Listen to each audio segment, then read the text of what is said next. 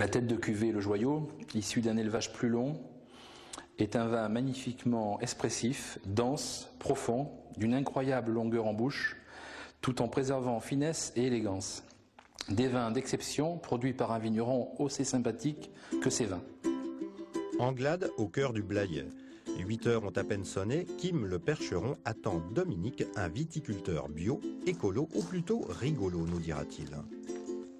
Après avoir pris ses distances avec le clan familial, rejoignant le compagnonnage où il apprend rigueur et méticulosité, Dominique revient au pays en fin d'adolescence. Ici, son père élabore déjà un vin différent, plus proche de ce qui se faisait au début du siècle dernier. Quand il disparaît tragiquement emporté par les vapeurs de gaz carbonique dégagées par la fermentation du raisin, Dominique doit faire face. Quand on a une vingtaine d'années, c'est difficile et c'est vrai qu'on là on s'aperçoit en fait que le temps passé réellement avec son père, eh ben, il n'y a pas eu beaucoup vraiment de temps vraiment de grand partage dans la jeune enfance. J'ai reconnu que lui, au fond de lui-même, il avait vraiment travaillé durement pour arriver à ce fameux projet. Et je me suis dit, ça serait vraiment dommage d'arrêter cette aventure. Et au contraire, j'ai voulu relever le défi et aller plus loin et revoir les choses différemment, avec beaucoup plus de précision. Le grand gaillard, 3/4 de rugby, a les épaules solides. Ce travail de précision, il l'effectue avec son jeune percheron de 6 ans. Le cheval de trait avait une place prépondérante dans la région avant l'arrivée de la mécanisation et de ses dérives. Il n'a jamais cessé d'exister aux côtés des léandres chevaliers afin que subsistent et soient transmises, tout simplement, les méthodes ancestrales. Les anciens faisaient les choses et ils ne les faisaient pas n'importe comment. Tout était organisé, ils avaient des méthodes culturales et donc ils respectaient l'écosystème, ils respectaient la nature, ils respectaient la matière, le produit. Et je me suis dit, en fait, c'est bien dommage d'avoir abandonné toutes ces méthodes pour aller plus vite et gagner du fric et rentrer dans la phase de business. Donc j'ai voulu couper court à tout ça et revenir aux racines et en même temps me chercher aussi à travers tout ça.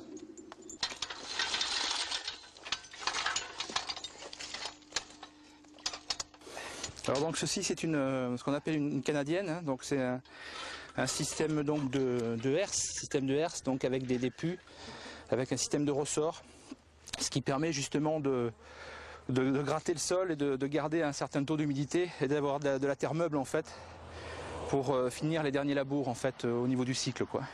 Allez en avant. Allez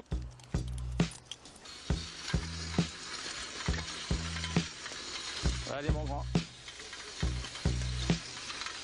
C'est bien. Allez. Ils sont peu nombreux dans le Bordelais à recourir à ces pratiques d'un autre temps. Seule une dizaine de vignerons adhèrent à la confrérie Écus-Vinage, dont le but est de remettre en valeur les 9 races de chevaux de trait. C'est à l'initiative d'un bourguignon, Abel Bizoire, qu'a été créé ce label Écus-Vinage, un label qui garantit aux consommateurs un vin de qualité façonné à l'ancienne. Un des intérêts de l'utilisation du cheval est de réduire l'espace entre les pieds de vigne. Ici la différence en fait c'est que ce sont des vignes étroites, hein, vous voyez, donc le cheval passe juste en largeur, donc là on a 1 mètre en fait entre chaque pied quoi. Et on a 1 mètre aussi dans l'autre sens, dans le sens du rang, donc ça fait qu'il y a des pieds tous les 1 mètre au carré qui correspond donc à une plantation donc, de 10 000 pieds à l'hectare. Plus nous aurons de pieds, donc moins il y aura de raisins par pied. Et à partir de là, il y aura plus de concentré hein, donc au niveau du fruit. Et ce qui veut dire que forcément, on aura des vins beaucoup plus structurés, donc avec plus de qualité au niveau des jus et des mous. Et donc forcément, au niveau du vin, on aura plus de facilité à réaliser des vins de caractère. Hein. C'est pas si compliqué que ça. Qui fatigue le plus, Dominique, l'homme ou l'animal? Je pense que c'est complémentaire, mais à un moment donné, c'est réciproque, quoi. De toute façon, il faut se donner. Hein. Si on part dans cette démarche et qu'on compte que sur le cheval, autant abandonner tout de suite. On dépense plus d'énergie sur un terrain de rugby ou dans les vignes? C'est pas pareil, c'est-à-dire que là, quand même, on sort pas de mêlée, on n'y retourne pas aussitôt. Hein, donc c'est vrai que c'est un sport collectif parce qu'on est déjà 2, donc à partir du moment où on est 2, c'est collectif. Mais non, c'est quand même pas un travail de mêlée où c'est carrément différent. Hein, mais bon. Puis la troisième mi-temps est différente aussi. Voilà. Rien n'est gagné, il faut se remettre en question. Nous avons des choses extraordinaires au niveau du potentiel portefeuille terroir. Mais pour ça, il faut que les viticulteurs deviennent de plus en plus vignerons et qui vivent vraiment avec leur tripes.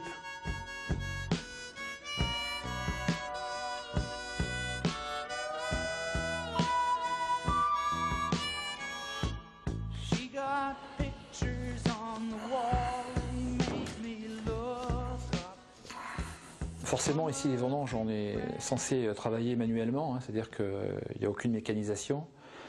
Donc voilà, donc en fait, c'est vrai que c'est une grosse logistique au niveau vendange, il y a une grosse mise en œuvre, mais l'intérêt et l'attrait, c'est de ne pas mâcher les fruits et de les amener à bon port, donc sans les chambouler, les mâcher, les triturer en fait, de manière à avoir des raisins comme on les cueille à la parcelle. Et pour éviter toute dégradation du raisin, Dominique a inventé ces cagettes spéciales. Aussi tout droit sorti de son imagination ce tonneau qui tourne sur lui-même régulièrement à l'aide de l'informatique. La gravité aide le vin à se nourrir de ses propres impuretés. Mais la plus grande part de la production est élevée de manière traditionnelle, que ce soit le deuxième vin ou le premier vin, vanté désormais dans de nombreux guides. On arrive dans les dernières phases. Ici, on reste, avant tout, c'est le travail de la finition. Donc, on est dans l'élevage du vin. On ne fait pas vieillir, mais on élève les vins. Et c'est vrai, il est vrai, un certain temps, en fût, de manière à lui créer la garantie sur la matière. Donc, le tout, c'est d'affiner les tanins, donc préserver justement cette identité, mais surtout pas maquiller. Donc, tous les vins ici sont élevés en fût. Mais l'attrait, c'est de ne pas boiser, surtout pas, parce que si on boise, on maquille, et ça, je ne tolère pas, et c'est quelque chose que les anciens n'auraient jamais supporté.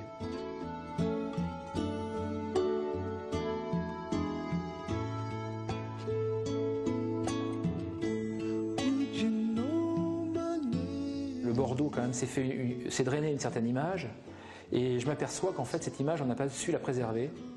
Et ça, j'ai à cœur de relever ce défi. Et je me dis, il n'y a pas de raison, on doit pouvoir remettre tout ça en question et en éveil. C'est un peu comme la vente. C'est bien la vente, mais il faut aussi l'après-vente. Et le Bordeaux, c'est le problème du Bordeaux à l'heure actuelle.